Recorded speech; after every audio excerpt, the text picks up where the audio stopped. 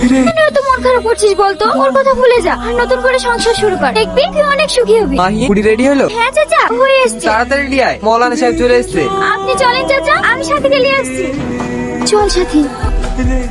একটু মেয়ে চলে এসছে। মৌলানা সাহেব বিপড়ানো শুরু করেন। হ্যাঁ, বসো মা। আজলামপুর নিবাসী আমার শেখের একমাত্র পুত্র মোহাম্মদ রাকেশ শেখ 10,001 টাকা দেনমোহরের পরিবর্তে থামেন, আগে বলুন আমার টাকা কই? সব টাকার কোনো জোগাড় হয়নি বা তুমি আমাকে কটা দিন সময় দাও, আমি দিয়ে দেবো। অবলে তো হবে না, আমি আগে বলিস না বিরাগে সব টাকা লাগবে। তাড়াতাড়ি বাকি 5 লাখ টাকা দেন।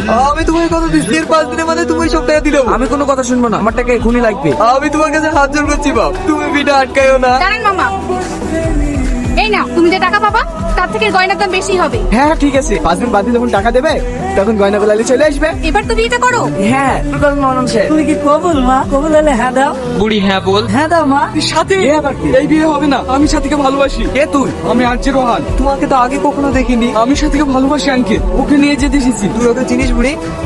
তোর 10 লাখ টাকা মনে হয় এবার জ্ঞান। না না, তোদের বাচ্চার কাছে ভালোবাসি বলে হয়ে গেল। আজ আমাদের বিয়ে বেড়েছে এখান থেকে। সাথীকে না নিয়ে আমি কোথাও যাবো না। তুই ওকে ভালোবাসিস, ও তো আর বাসে না। এই কথাটা আমি সাথীর মুখ থেকে শুনতে চাই। ওই একবার বলুক আমাকে ভালোবাসে না, আমি এখান থেকে চলে যাবো। দেখো বাপ, আজ আমার মেয়ের বিয়ে, তুমি এভাবে ঝামেলা পাকাইতে আসো না। আপনি একটু বোঝার চেষ্টা করেন আঙ্কেল, সাথীও আমাকে ভালোবাসে। তুমি বলো না সাথী। হবে না, চল হাট এখান থেকে।